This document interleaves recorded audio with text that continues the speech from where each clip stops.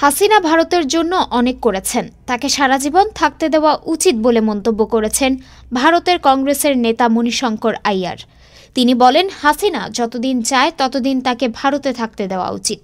একই সঙ্গে বাংলাদেশের ভারতের কূটনৈতিক আলোচনা অব্যাহত রাখার গুরুত্বও তুলে ধরেন তিনি। 12 জানুয়ারি এক প্রতিবেদনে এই তথ্য জানিয়েছে ভারতীয় বার্তা সংস্থা পিটিআই।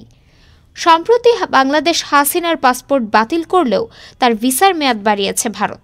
এছাড়া গ্রেফতারি পরোয়ানা জারির পর থেকে ভারতের কাছে হাসিনাকে ফেরত চেয়ে কূটনৈতিক বার্তা দিয়েছে বাংলাদেশ। পিটিআই বলছে, বাংলাদেশের ক্ষমতাচ্যুত প্রধানমন্ত্রী হাসিনা যতদিন চান তাকে ততদিনই ভারতে থাকতে দেওয়া উচিত বলে 11 জানুয়ারি রাতে জানিয়েছেন সাবেক ভারতীয় কূটনীতিক, দেশটির সাবেক কেন্দ্রীয় মন্ত্রী এবং কংগ্রেস নেতা মণিশঙ্কর আইয়ার। হাসিনাকে প্রত্যর্পণের জন্য বাংলাদেশের দাবি সম্পর্কে তিনি বলেন, হাসিনা আমাদের জন্য অনেক ভালো কিছু করেছেন।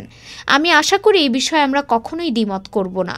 আমি খুশি যে তাকে আশ্রয় দেওয়া হয়েছে। আমি মনে করি যতদিন তিনি চান আমাদের তাকে আশ্রয় দেওয়া উচিত। এমনকি যদি তাকে সারা জীবনের জন্যও রাখতে হয়, তারপরও তাকে রেখে দেওয়া উচিত। ডেস্ক রিপোর্ট, আজ বার্তা, ঢাকা।